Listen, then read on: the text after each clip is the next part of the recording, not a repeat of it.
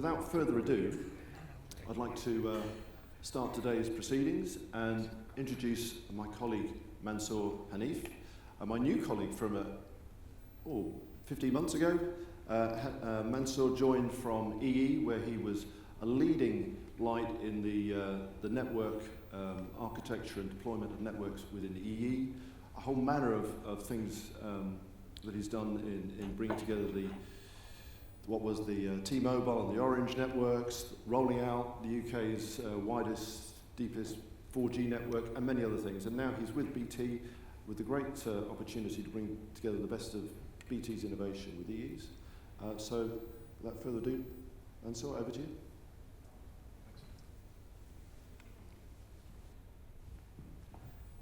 Thank you very much, Chris. I'm delighted to be here, and following on from Chris, I'm going to talk about the C word, the chicken, and explain why did the chicken cross the road. No, I'm actually going to talk about convergence, and actually I'm going to talk about the singularity for networks, because I think it's something that we're approaching, and it's very linked to convergence. And there's a lot in here, so please do stop me if you get bored at any time. We can talk about chickens or anything else if you want. But there's a huge amount of, since I've joined BT, I keep getting asked, what does convergence mean? So I've looked at it at many, many different aspects, and hopefully we can go through all of these aspects today. But first of all, as Chris pointed out, I'm from the EE world, I'm from the mobile world, I'm from the GSM 3G and 4G world, and now 5G world. The last place I would be 2 years ago is at this type of conference. I thought this was West Brom Albion until about a year ago. So the very fact that I'm here is a sign that things are really changing. And actually putting BT and E together has given us a converged vision, which we need to make real for our customers. And we really believe that with this acquisition, we can't call it a merger, it's an acquisition, a good acquisition. We've got the ambition, we've got the scale, we've got the opportunity, we've got the assets, we've got the people to actually put the UK back to the center of global telecoms, which is a fantastic ambition to have. So first of all, I keep getting asked, I keep getting told about convergence that, yeah, we've been there before, back in the 3G days, the 2G days, the 4G days. We always talk about it, but it never really happens. That's one point of view. The other point of view is actually it's happening all the time.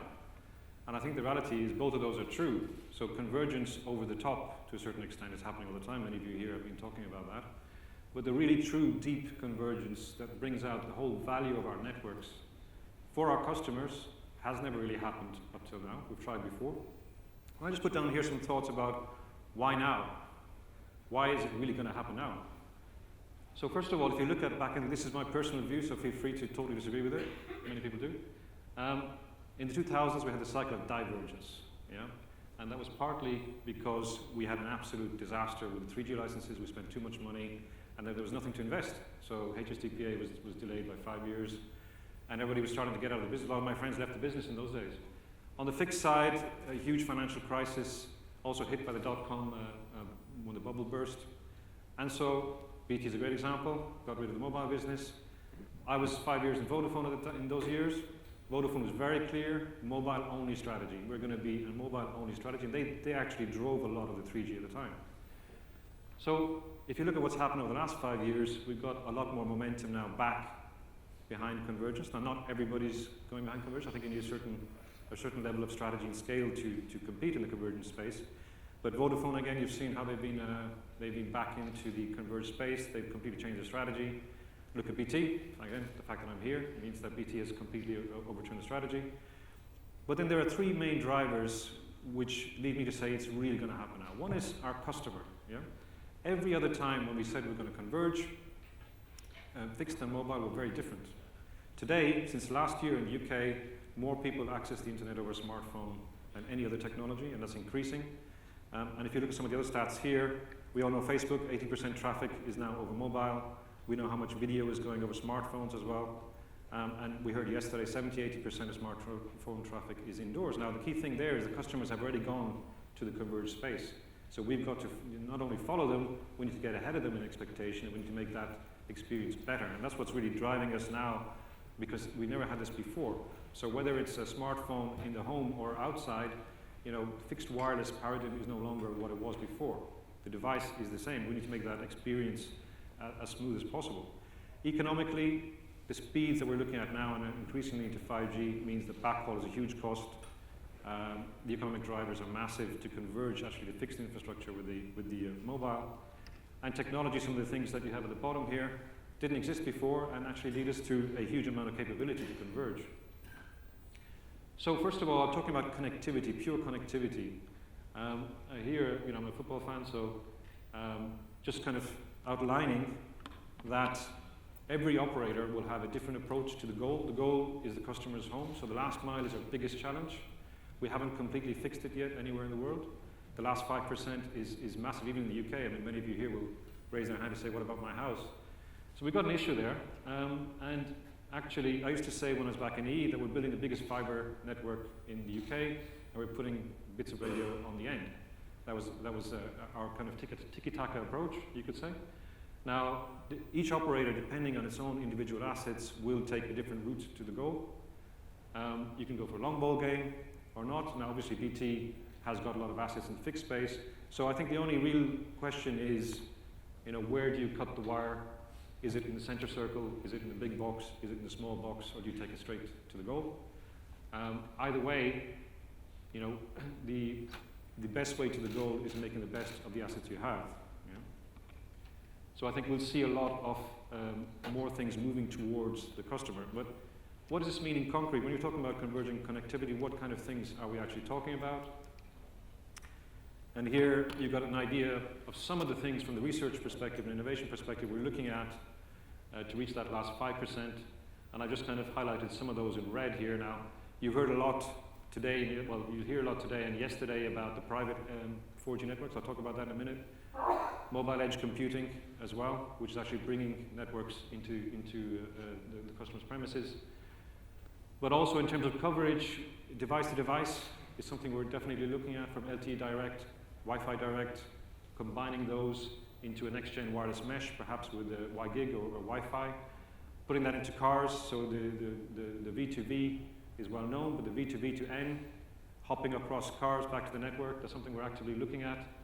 We've already converged 4G and satellite. We're using satellite backhaul at the moment, and we need to understand how we converge that with high-altitude platforms to come up with a converged network at all heights, so a head net in the sky. And you can see some of the other stuff we're doing. Tethered balloons, I think you might have seen in the recent months, we've actually put small cells on tethered balloons for disaster recovery. What about business? So here I've tried to, this comes back to a conversation with some of the teams in BT when they said to me, when I said, well, you just bought a really, pretty decent mobile operator, shouldn't we do more in convergence? And some people would say, well, we don't want to be an MVNO. We know it's bloody hard being an MVNO, and I think many of you are nodding in there. It's not an easy business case. You need to really, really be focused and have a lot of assets to do that. And I replied, I'm not talking about being an MVNO. You don't need to be an MVNO anymore. That's part of the conference today, is showing how you don't need to be an MVNO anymore.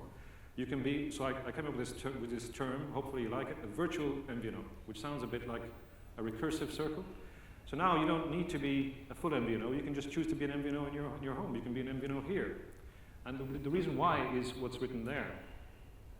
So first of all, the key thing that we have to understand is that I don't know any corporate that doesn't want converged services. Everybody wants converged fixed and mobile to some extent. That's a reality which we have to face. There is some corporates that want only mobile, that's true as well. But there's nobody who wants only fixed, as far as I know. So first of all, what's happening that allows that virtual MVNO space to become a reality? The first thing is we have these multi-access small cell evolution, and it's pretty much a revolution. And here I've just highlighted what's new here.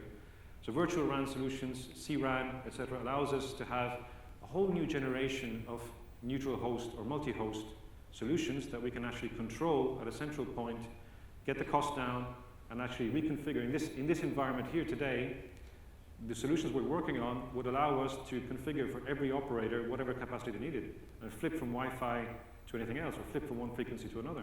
So if Vodafone or if O2 rented this hall for a conference, we just flip the frequencies, put more Vodafone traffic there.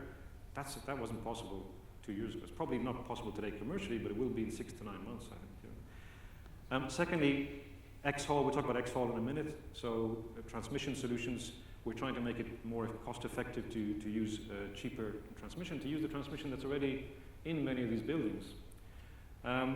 We've also got compression technologies. There's new eCPRI technologies, again on the transmission, which allows us, as I said, to use low-cost Ethernet cabling in many cases. Get the most out of every single bit of capacity you have on the existing cabling, make it cheaper. And again, disaggregation for low-cost, pluggable, wideband radio units is becoming a reality. And that's a total revolution as well. Now, disaggregation has a lot of challenges. I'll come to that in a minute. But it's something that should really drive a lot of cost and choice. The other area is multi-access edge compute. Now, you heard from Nando yesterday and the great stuff that they're doing. We find it's fantastic, the work they do. In parallel, also to do a lot of this. So multi-access edge compute allows us to have local anchoring, steering, control, policy, the chicken, the keg, whatever you want in your customer premises, and you can configure it as you like. And it's the best of Wi-Fi and LTE. You don't need to choose any more between that. So if we can't get the standards to get to a right point of interworking for the future 5G converged networks, you can just stick it at the edge, and you can control it at the edge. So you've got the flexibility you want. That's what I meant by the fact that you can be a virtual MVNO, plus the other two items here. The private LTE you heard about yesterday from Nando, network in a box, that's a reality. And here I've called it private LTE as a service. This is really what I'm talking about when I talk about MVNO. And this is really being driven by enterprise. There's a lot of public venues and industry. So what they want is secure, contained, flexible, extensible, integrated with the enterprise IT systems that are ultra reliable. And that even if you cut off the access to the outside world, they still work. That's what private LTE network in a box solutions do. And we've actually shown a network in a box solution on a drone, on a balloon. We've demonstrated that in live, which means I don't even need backhaul, because locally I can have my whole network in a box hanging off a balloon, and the Ministry of Defense or the police or the emergency services or BT, in the case of flooding or disaster, I can have my whole network. I don't have any backhaul, but locally I've got my own network. And that's reality now. And then finally, licensed, unlicensed, mixed. This is obviously your favorite subject. I was a fanatic for licensed technology only because I care about the customer. That's it's not about playing funny games. Just the quality of experience is what it's all about. And I felt that unlicensed can never compete. Now, I still believe it's a challenge, but now I think we have the technology there to use all of this in a coordinated way to delight our customers. So LTE-U, multi-fire in particular is a big thing today. Wi-Fi for unlicensed. So all of those three are unlicensed technologies which we should and will use. And then you've got the mixed solutions such as LAA, Multi-X, which I hear from Nokia, something that they're coming out with, which is very interesting technology, which is actually splitting the uplink and downlink. And then the LWA, LWIP, all of these technologies you know very well, but we can use them all, which means you don't even need to have a frequency. So that when you're, for example, global services, any country in the world, you don't need to be an MVNO. You can simply build your own network in a box using some of this or multi-fire or anything else. So that's for business. What about platforms? You heard from Jerry yesterday. He's a platform guy. Wholesale is going through a tremendous change and expansion, driven by Jerry McQuaid and his team. And here I've kind of mapped out. This is what I mean by how we are going to get to the network singularity. I don't know if you know the term about technological singularity, but it's very much in fashion nowadays with artificial intelligence and machine learning. And so the theory is that at some stage, technology will advance to a point where the machines get so intelligent that they take over the world, and we have about 5 minutes before they destroy us. So it's a bit of a challenge. Something similar is going to happen with networks, but because I love networks, they will be good for us. They're not going to destroy us. They're going to help. What this network singularity means, the fully converged future network will become capable of getting customer expectations the other way around. Customer experience will be ahead of customer expectation. That's the singularity which we've never reached before, because the customer expectation keeps rising. We keep running behind it. So that network singularity will be, all of this technology will allow us at one stage to get ahead and keep getting ahead because it's going to be automatic, it's going to be automated, flexible. That's what I mean by the network singularity. And that's what's been driven also by convergence. So first of all, and I mean, at last train to virtual build, here's a reference to the platform play here. The fact is, virtualization is the key there, and we need to be very flexible and programmable. Without that, we will never reach that network singularity. And so these enablers here, you can see on the stack here, are the areas that we believe work well together, can be coordinated together. It's tricky, I agree, but it can be done, and we are working on this, and we will get it right. It might take a bit of time. All of these, together with the advances in AI and machine learning around the whole of technology, are being driven into networks as well at a really, really fast pace. Putting that together will lead us to the network singularity. You can see the BT overall architecture here on this side of the slide. All of these we believe are fit together. All of these we're actively working on in different research and innovation projects. And you can see the benefits for the white box switching, so cost-effective capacity growth. We joined OCP as well last year from E, but we're doing our own white box type of trials, which are still not public, with other players. Agile OSS, that's one of the biggest challenges. We have a huge OSS dilemma that we need to kind of upgrade and make into new generation. SD-WAN, that we already launched SD-WAN services with the cloud of clouds. NFV, my team in BT Labs are really pushing the industry in NFV, and I think containerization is going to allow us to bring NFV to a level that it can fit the needs of 5G networks. MEC fits in very well with all of that. It allows us to have slices of slices, or a slice on the edge at the front end of our network, not at the back end of our network, as we were saying yesterday. We can actually put the slice at the front end. And of course, network slicing at the top there. And there's a lot of confusion around this, but we believe that network slicing and NFV work perfectly well together and can work. It's again, tricky, but all of this needs to be automated. And the reality is, before we get to that network singularity, it's going to be a hybrid transition, so you will have to handle legacy hardware and the virtualized space as well. This is, I won't go through all of this, but this is just an example of what it means, that convergence, and how we're building those platforms. This is something that you can come and see in BT Labs from June 12th to 16th. If you haven't got an invite, let me know, we can get you an invite. We're going to be showcasing many of the things you saw on the previous slide will be showcased there, including the balloon, with a few surprises on the balloon as well. And I think Parallel are going to be there as well, and a few other, and yourselves as well, no? Athanet, and a few others. So this is just one example of what you're saying. This is a demo with ADVA, and we're using a single fiber, and we're actually using that fiber with the software-defined network. We're using the new split from the RAN split, NGFI option 7, with eCPRI plus CPRI, so you have macro cells, you've got legacy small cells, and you've got the future split of 7 running over a single X-Hall G-Metro with low-cost optics over a single fiber. Yeah, that's what we're calling the X-Hall. And we've got a lot of other things that we're plugging into this. So you've got the virtual BBUs here, you've got the Spirent Edge here, virtualized EPC, so you have NFV there as well. Come along to BT Labs and you'll see a lot more of this stuff, because it's a fascinating environment there. Just an example for you. So customer, consumer, that is the big C really. It's all driven by the consumer, not the chicken, not convergence. And X32 I put at the title of this slide. I don't know, does anybody know why I chose X32?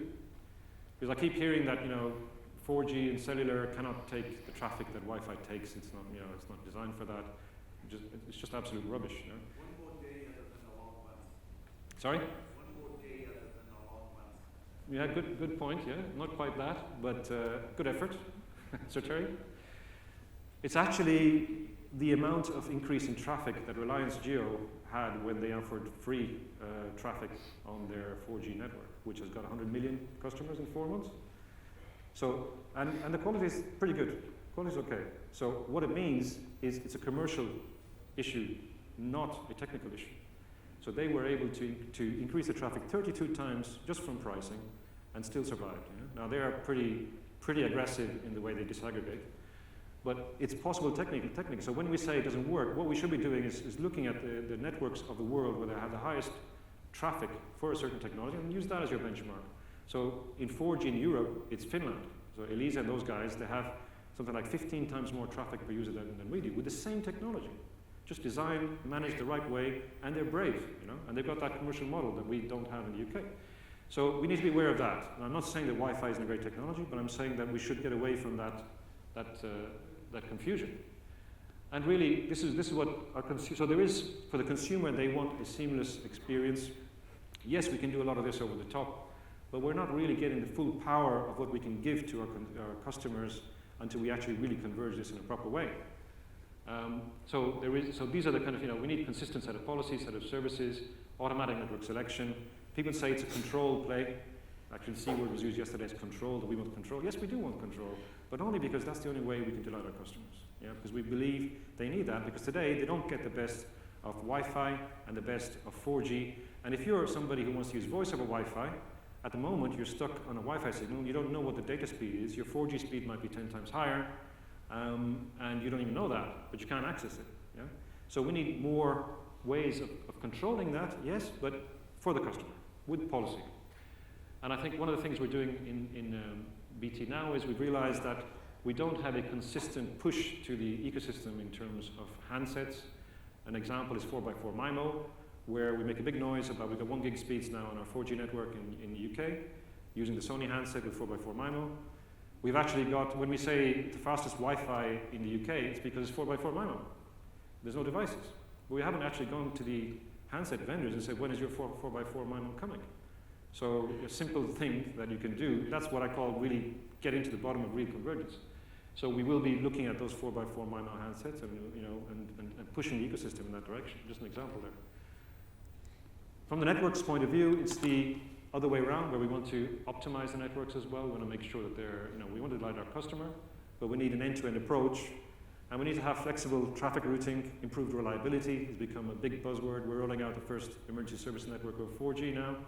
Big responsibility. It's big network slice going over our commercial infrastructure. We had to do that with hammer and nails. When people say it's complicated, network slice is difficult, yes, it is. Try and do it without automation. Try and do it without these new technologies. We did. We did it with ESN. It's painful, but if the Home Office changes one thing on their SLA, I've got to go back, take out all the nails and the hammers, put it all back together again, and it'll take me 6 months to a year. It's not workable on a scale. So that's why slicing is hugely important to us. And I think one of the things I would point out here, though, is that AR, VR is a huge play for us as well. AR is fundamentally a mobile play. VR is fundamentally a fixed play. Now, it may change in the future when we have the new devices that have that quality of experience that allow you to have this completely mobile. But we have both worlds, and we want to make the most out of AR. So very precise navigation is important. And it's really important for us to be able to place content virtually in your mobile world, so that when you're walking around and you just reach out with your mobile and you grab that content. Yeah, that's what we want to get to. So we're working very closely on trying to understand how we can actually align that content. So slice and conquer about 5G. I could say so many things about 5G, and I really do not know it all. But what's very clear is, so this aspect of how slicing fits in with NFV has been a huge subject in my new team, and I've got the guys and girls to get together and talk it through, and it's becoming very clear now how it all fits together. Now here is just kind of a bit of an architecture, and it shows how you could have, so the problem here is if you converge and you want to offer SLAs to your customers, so you need to be able to offer that SLA over Wi-Fi and 4G in exactly the same way. Yeah? So how do I do that? So apart from actually the steering and control, we also need to have a complete interaction between the orchestration on the fixed side and on the mobile side. Now, something that's really important here, we talk about dynamic resources, and I think both of those words are misunderstood. So dynamic, what does dynamic mean? So today with NFV, virtualization, to set up a new virtual machine is about 20 minutes now. I know that some people can do it in 1 or 2 minutes, but in our experience, mostly in the network world, you're talking about 15 to 20 minutes. Not good enough for this world. We need it down to seconds or minutes. So the good thing is containerization is arriving, which means we can get to that type of flexibility. At the same time, resources, so NFV is really about compute, network, storage, control, orchestration, resources. And slicing is from the radio codes, radio power, uplink interference, capacity, bandwidth, and across the core, and transport across the backhaul. So you're talking about totally different worlds here, yeah? But they can fit in perfectly well together. This is just an example. This is from the ETSI Summit, the 5G ETSI Summit. There's a huge amount of work going along this. We're progressing really well. We've now got a clear view of how NFV and slicing fits together. I was asked yesterday about ONAP. We support open source Mano. We're working with ONAP. We believe that we don't need to have a single orchestrator, but what you do need is a single API model and information model so they can interwork properly, and that's what our position is on that. I was asked about Facebook as well, so just an example of what we're doing. You may have heard that we've announced the first Accelerator for Facebook TIP program in Europe, in BT Labs, in Adastro, and in London. And yesterday, 2 days ago, I was in Cambridge, and we launched our first roadshow to explain to the universities what this means. And really, this is about disruption. It's about cooperation and collaboration. Yeah? So we're open. There are many, many things we cannot do on our own, and we're very open to working with whoever has got the same problems as we do and is open to collaboration with us. So TIP is an example of that. And there's $170 million of VC funding already available. The goal, just for the UK Accelerator, there's 3 accelerators now around the world. And the goal is really to help startups to have a path to market, because in the infrastructure world, today, VCs run a mile when they see an infrastructure company in a startup, because they know we're bloody difficult to work with. And PT&E will never roll it out. It'll take you 5 years, and then you die. And then you get bought up by Intel or Cisco or somebody else, and then they'll kill you, and then you start again. Sorry if there's anyone from Intel or Cisco here, but unfortunately, that's the way it's going. So there is innovation there, but it's just difficult to find a route to market. So the scope here is to say, okay, BT is we're going to find startups in the infrastructure world.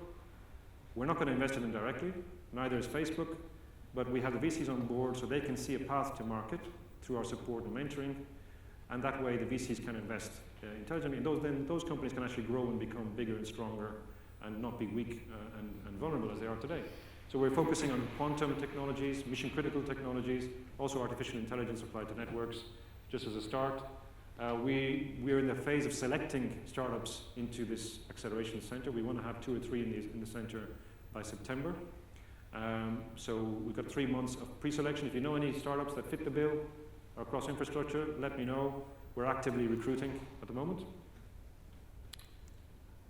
And one of the ways we're recruiting is through the Line Hackathon, which is something that we supported last year from the east side. This is a software-defined radio, which means you can program that radio across frequencies, across technologies, including Wi-Fi, including 4G, future 5G, Bluetooth, Zigbee, whatever you want. Many, many different frequencies. And what we've done now, they had a crowdsource last year. 3,000 developers bought this development kit. It's a development kit. We have got a number of use cases that are problems that we have in our network that we can't solve. This development kit, you can plug it into your laptop and use the GPU in your laptop, and it's a development kit for a base station. Yeah? So we're kicking that off today, and again, it's going to be about 2 or 3 months. We're going to select the best partners. Please have a look at the link there. All the details are there. And these are some of our partners you can see, and there's about 4 or 5 other big names who are just about to join us in the next few weeks. But the key thing there about Line is that we need that new skilled generation who are used to working with programmability and with networks. And we're lacking that. And so we're funding a lot of this into universities, 18 universities across the UK, and we hope that way we can actually get people experienced to working with operators around real problems with real tools. Finally then, in conclusion, so converge and multiply is the message. We think we can actually reduce the scope into converging networks, but actually doing it the right way, you multiply the impact. And again, it's going to be driven by the customer experience, customer expectation, operational factors, and technology drivers. We can aspire to 100% connectivity. We never did that before. That's why it's a fantastic time to be in networks today. And the post-legacy network will be a mix of edge native and cloud native, we believe.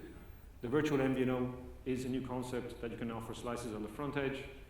Programmability will transform network management and operations. And again, we can reach out to the open source community to help us solve the huge resource skills gap that we have today. Thank you very much. That's it from me.